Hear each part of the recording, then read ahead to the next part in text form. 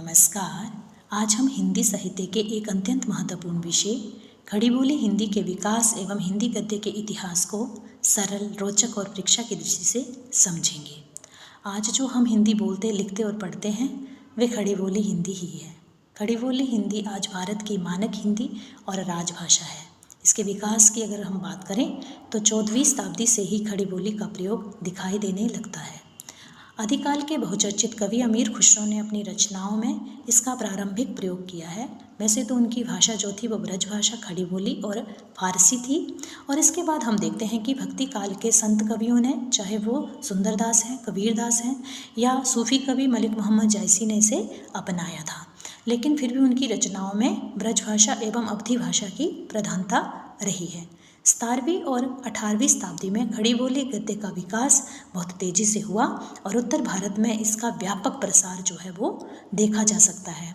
आधुनिक हिंदी गद्य और साहित्य का अधिकांश भाग जो है वो इसी भाषा में लिखा गया है। इसका विकास कई शताब्दियों की सामाजिक, सांस्कृतिक और साहित्यिक जो प्रक्रिया थी उसका परिणाम है। इस प्रकार हम देखते हैं कि 1800 ईस्वी में फोर्ट विलियम कॉलेज की स्थापना जब कलकत्ता में की गई तो हिंदी गद्य को व्यवस्थित रूप उस समय मिला, क्योंकि लल्लू लाल ने प्रेम सागर, ईशा अल्लाह खान ने रानी केतकी की कहानी तथा सदा सुख लाल ने सुख सागर आदि के द्वारा हिंदी गद्य जो था उसकी मजबूत नींव जो थी वो रखी थी। इसके लिए अनेक युगों का योगदान है, चाहे भारतेंदु युग हो, द्विवेदी युग हो या आधुनिक काल हो।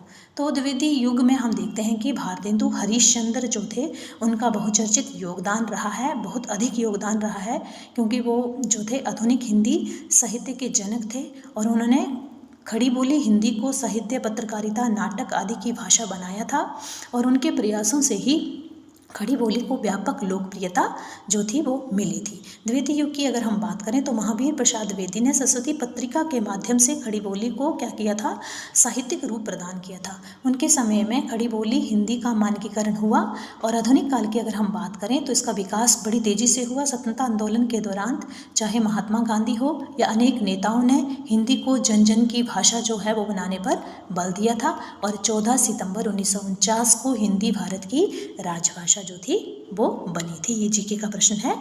और इस प्रकार हम देखते हैं कि आज जो हिंदी है, आज जो ये खड़ी बोली है वो चाहे शिक्षा है, प्रशासन है, साहित्य है, पत्रकारिता है, सिनेमा है या डिजिटल माध्यमों से खड़ी बोली हिंदी का जो है वो व्यापक उपयोग जो है वो हो रहा है। खड़ी बोली के अगर हम बात करें विकास की तो अमीर खुसरो से ये प्रारंभ होकर के Fort William college, Bharatendu Harishchandra, Mahavir Prasad Dwivedi के प्रयासों से